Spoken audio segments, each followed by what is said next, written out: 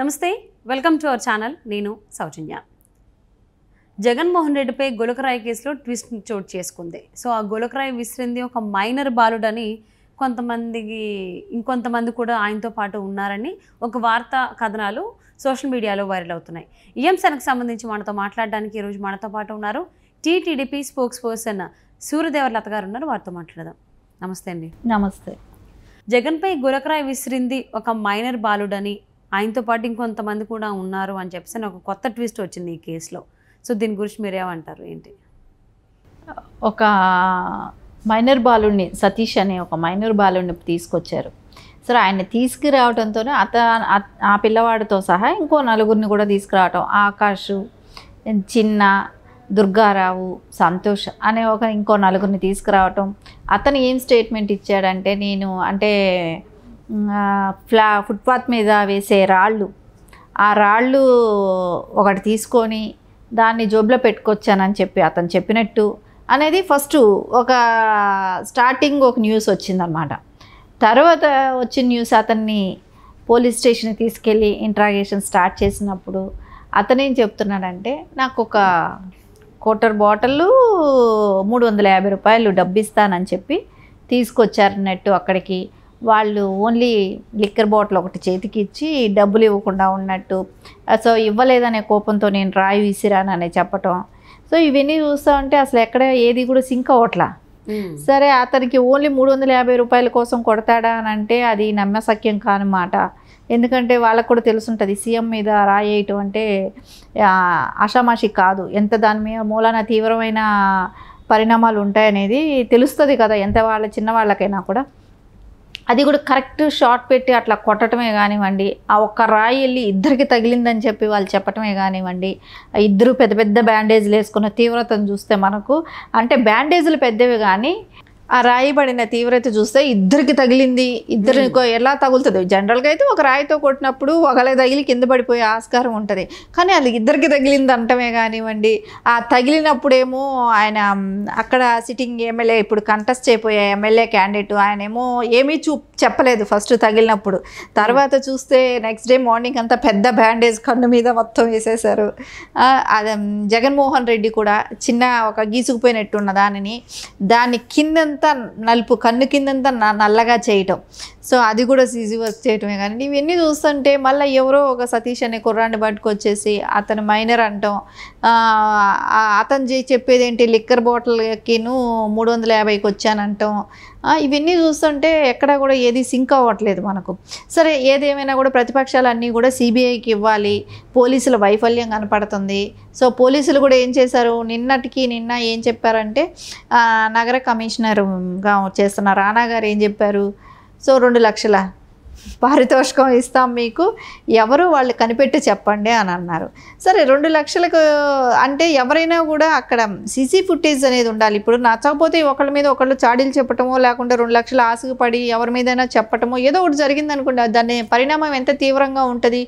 అది కాదు కదా. ఒక పోలీసు వాళ్ళు ఇంత టెక్నాలజీ ఉన్న రోజుల్లో 2 లక్షలు ఇస్తాము మీరు ఎవరో చెప్పండి అని అంటాం కాదు కదా. ఆ రోజు పనిచేయాల్సిన కెమెరాలు ఏమైనాయి, డ్రోన్ కెమెరాస్ ఉండాల్సింది, అవన్నీ ఏమయ్యాయి, కరెంటు పోయినప్పుడు ఎందుకు ఆయన బయట వచ్చారు, ఇవన్నీ చాలా 1,00,000 క్వశ్చన్స్ అక్కడ మనకు కనపడుతున్నాయి. దానికి ఆన్సర్ చేయలేక సో వాళ్ళు ఏదో ఒకటి క్రియేట్ చేయడానికి ట్రై చేశారు. డిపార్ట్మెంట్ ఫెయిల్యూర్ అక్కడ పక్కగా కనపడుతుంది కాబట్టి ఈరోజు డిపార్ట్మెంట్ ఏదైనా కవర్ చేసుకునే విధానంలో ఎవరినో పట్టుకొచ్చి, ఆ రోజుల్లో కోడికత్తి సీనుని అయితే ఒక 5 ఏళ్ల క్రితం ఎలా పట్టుకొచ్చారో ఈరోజు సేమ్ అలాంటిదే ఇప్పుడు మళ్ళా స్టార్ట్ అయిందనేది అనిపిస్తుంది.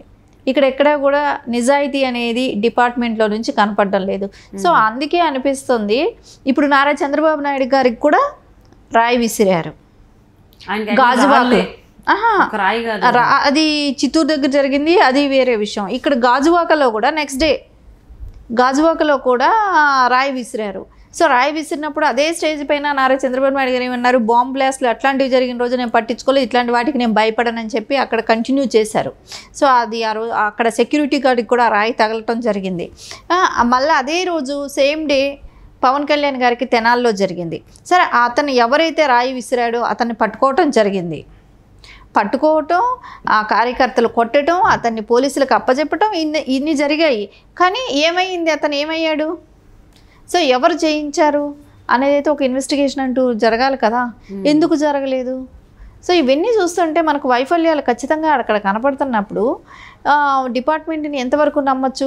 ఎవరినో తీసుకొచ్చి ఇప్పుడు దీనిలో ఇన్వాల్వ్ చేసి ఎంత డబ్బులకి పాపం వాళ్ళని తల్లిదండ్రుల దగ్గర నుంచి ఆ పిల్లాన్ని తీసుకొచ్చి ఇదంతా చూస్తూ ఉంటే అంత మేనేజ్ చేసినట్టే కనపడుతుంది, ఎక్కడ కూడా సింక్ అవ్వట్లేదు.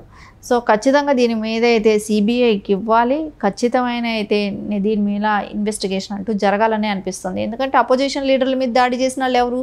అయితే సరే ఇక్కడ మందు బాటలు 350 అంటున్నారు. సో అపోజిషన్ వాళ్ళ మీద చేసిన వాళ్ళని పట్టించితే కూడా ఎందుకు యాక్షన్ తీసుకున్న దాఖలాలు లేదు? అక్కడ ఏంటి మెసేజ్ ఏమొచ్చింది?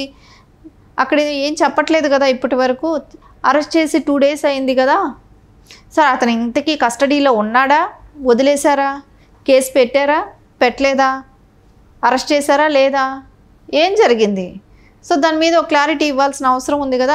అంటే అపోజిషన్ నాయకుల మీద పడినప్పుడు అది రాళ్ళు పడితే అది పరిగణలోకి తీసుకోరా?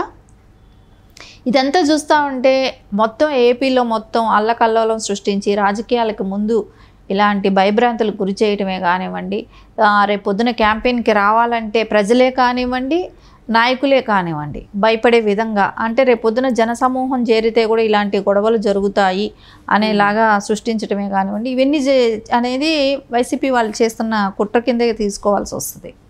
అలాగే మైనర్ బాలుడు తల్లిదండ్రులకు కూడా ఏదో డబ్బులు ఇచ్చారనేటువంటి వార్త కూడా బయట వినిపిస్తుంది. అది ఎంతవరకు వాస్తవం అయి ఉండొచ్చు అంటారు?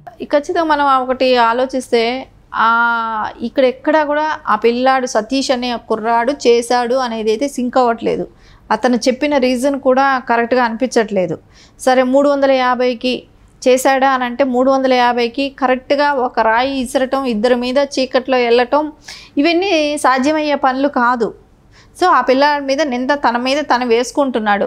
అంటే ఒక చిన్న రీజన్ చెప్పేస్తే సో తన మీద కేసు లేకుండా ఉండటానికిను, ఆ పిల్లాడు మైనర్ అంటానికిను ఇవన్నీ పట్టుకురావటం అనేది జరిగిందనేది మనకి ఇక్కడ స్పష్టంగా కనపడుతుంది. ఆ తల్లిదండ్రులను కూడా మేనేజ్ చేసి డబ్బులు ఇచ్చో భయపెట్టు ఏదో ఒకటి ప్రలోభాలకి గురి చేసి తీసుకొచ్చుంటాడని అయితే కనపడుతుంది. ఒక సీఎంను కొట్టే వ్యక్తి 350కి కోసం కొడతారనేది అయితే నమ్మకం కుదరట్లేదు కదా. సో ఏదైతే మనకు గతంలో కూడా ఏం జరిగాయో మనకి అన్నీ తెలుసు కాబట్టి సో ఎలక్షన్స్ ముందు స్టంట్ లాగానే కనపడుతుంది. ప్రజాదరణ అసలు లేదు కాబట్టి జగన్మోహన్ రెడ్డికి సో ఇట్లాంటి నా మీద కుట్ర జరుగుతుంది, నన్ను కొట్టారు అని ఆయన మీద హత్యా ప్రయత్నం అని, అంటే గులకరాయితో హత్యా ప్రయత్నం కూడా చేసేవాళ్ళు ఉంటారనేది వాళ్ళ మూలానే తెలుస్తుంది మనకు. వైసీపీ నాయకులు సాక్షి మీడియా మూలానే తెలుస్తుంది. అలాంటి నా మీద హత్యా ప్రయత్నం అని చెప్పి ఆయన వేసుకుంటూ ప్రజలు లేక అపోజిషన్ పార్టీ మీద తోద్దామనే ఒక నిర్ణయంతో వెళ్ళాడు. ఇప్పుడు ఏమైంది? పోలీస్ డిపార్ట్మెంట్ వైఫల్యం అనేది పక్కాగా ఇక్కడ కనపడుతుంది. కాబట్టి రేపొద్దున డీజీపీని ఆయన ఎవరినైతే ఏరుకోరి తెచ్చి వేసుకున్నాడో ఇప్పుడు వాళ్ళందరినీ మార్చాల్సిన పరిస్థితి కూడా కనపడుతుంది. కాబట్టి ఏపీలో అవన్నీ జరగకుండా పోలీసుల వైఫల్యాన్ని కప్పిపుచ్చుకోవటం కోసం ఎవరో సతీష్ అనే కుర్రాన్ని పట్టుకురావటం, సో ఈ స్టోరీ అంతా అల్లటం అనేది మనకు కనపడుతుంది. జగన్పై గులకరాయి కేసులో కొత్త ట్విస్ట్ వచ్చింది. ఇప్పటి వరకు కూడా అదంతా ప్రతిపక్షాలు చేసినవి జగన్మోహన్ రెడ్డిని హతమార్చడానికి, మట్టుపెట్టడానికి చేశారని చెప్పి చాలామంది వైసీపీ నాయకులు మాట్లాడడం జరిగింది. కానీ ఇప్పుడు తీరా చూస్తే అదొక మైనర్ బాలుడు కంటిన్యూ. కానీ ఇప్పుడు చూస్తే ఒక మైనర్ బాలుడు చేసినటువంటి ఘటన అనేటువంటి దానికి సంబంధించి కథనాలు వస్తున్నాయి. కానీ పోలీసులు ఇంకా నిర్ధారించినట్టుగా ఎక్కడా లేదు. సో మరి చూద్దామండి, సతీషే చేశాడా లేకపోతే ఇంకెవరు చేశారు ఏంటో అని. ఒక 350 రూపాయలకే చేశాడా మీరు అన్నట్టు చాలామందికి అనుమానాలు వ్యక్తమవుతున్నాయి. చూద్దాం అసలు ఏం జరుగుతుంది ఏంటి అనేది. ఇది ఏమంటే ఈ కేసులో పురోగతి ఏంటి. థ్యాంక్ యూ సో మచ్ లత గారు. Thank you.